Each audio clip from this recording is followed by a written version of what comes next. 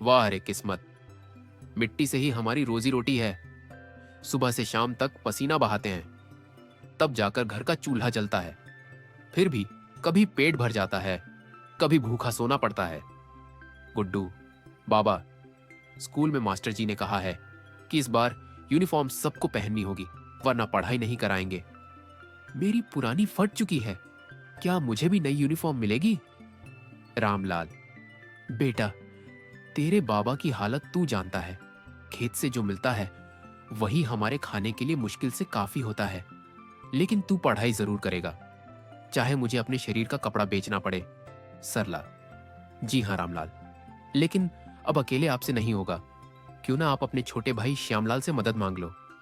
आखिर वो अब बड़े शहर का बड़ा आदमी बन गया है, करोड़ों कमाता है। रामलाल, हाँ, श्याम तो अब बहुत बड़ा आदमी हो गया है। जब छोटा था तो मेरे कंधों पर ही चढ़कर स्कूल जाता था, और आज वही मेरा सहारा बन सकता है। चलो, उससे मिलने शहर चलता हूं। श्यामलाल, हाँ, मीटिंग कल रखो, डील करोड़ों की है, छोटा काम नहीं है। तभी रामलाल थके कपड़ों में, पुराने जूतों के साथ दरवाजे पर खड़ा होता है। नौकर उसे रोकता है। नौकर, अरे ओ बुजुर्ग, कहां चले आ रहे हो? ये कोई तुम्हारे गांव का आंगन नहीं, मालिक का बंगला है। रामलाल, बेटा, मैं मालिक का ही भाई हूं, जाकर बता दे, उसका बड़ा भाई मिलने आया है। श्यामलाल बाहर आता है, थोड़ी हैरानी और थोड़ा झिझकते हुए। अरे भैया, आप अचानक शहर कैसे आ गए? रामलाल, छोटे, हालात ने मजबूर किया। फसल खराब हो गई, घर में खाने तक की तंगी है। गुड्डू को स्कूल भेजना चाहता हूं, सोचा कि अपने छोटे भाई से मदद मांग लूं। श्यामलाल, भैया देखिए, मदद तो मैं कर दूंगा, लेकिन सच कहूं तो आप क्यों गांव में मिट्टी से लिपटकर जिंदगी बर्बाद कर रहे हैं? शहर आइए, मेरे बिजनेस में हाथ बटाइए, बंगलों में रहिए, कारों में घूमिए। गांव में आखिर रखा ही क्या है? रामलाल, श्याम, तूने बहुत पढ़ाई की, बड़ा आदमी बन गया, ये देखकर मुझे गर्व है। लेकिन तू ये कैसे भूल गया कि तेरी पढ़ाई के लिए किसने अपनी जवानी खेतों में झोंक दी थी? कौन दिन रात मजदूरी करके तुझे स्कूल भेजता था? वही गांव, वही मिट्टी जिसने हमें पाला। तुझे लगता है उसमें कुछ नहीं रखा। श्याम चुप हो जाता है। रामलाल श्याम को गांव आने का न्योता देता है। अगले दिन श्याम अपनी बड़ी गाड़ी में गांव पहुंचता है। श्यामलाल, उफ, यहां तो धूल ही धूल है। लोग नंगे पांव घूमते हैं, कच्चे घर हैं, कैसे जीते हैं ये लोग? तभी गुड्डू और गांव के बच्चे मिट्टी में खेलते हुए हंसते हैं। किसी के पास जूते नहीं, किसी के पास खिलौने नहीं, लेकिन सब मस्ती कर रहे हैं।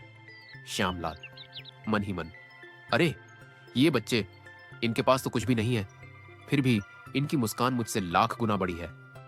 रामलाल, छोटे, देख ये खेत, यही हमारी माँ है। यहाँ का हर दाना हमारे खून पसीने से पैदा होता है। किसान को गरीब मत समझ, वही अमीर है जो करोड़ों लोगों का पेट भरता है। तेरे पास पैसा है मगर शांति नहीं, यहाँ गरीबी है मगर दिल में संतोष है। श्यामलाल की आंखें नम हो जाती हैं। श्यामलाल, भैया, आज तक मैं गलत था।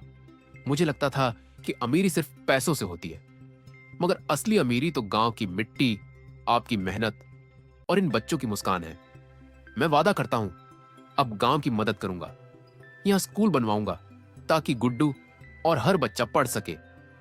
रामलाल खुश होकर, यही तो असली जीत है छोटे। पैसा तो आता जाता रहेगा, मगर गांव और इंसानियत हमेशा साथ रहनी चाहिए। दोस्तों, याद रखो, गरीबी और अमीरी पैसों से नहीं, इंसान के दिल और कर्म से होती है। गांव की मिट्टी और किसान कभी मत भूलो, क्योंकि वही हमें जीवन देते हैं। श्यामलाल, और अगर आप भी असली अमीरी पाना चाहते हैं तो अपने गांव, अपने रिश्तों और मेहनत करने वालों की कद्र कीजिए। अगर आपको ये कहानी अच्छी लगी तो कलर टून चैनल को लाइक, सब्सक्राइब और कमेंट करना मत भूलना। आपकी एक क्लिक हमें और भी मजेदार और सीख देने वाली कहानियां बनाने का हौसला देती है।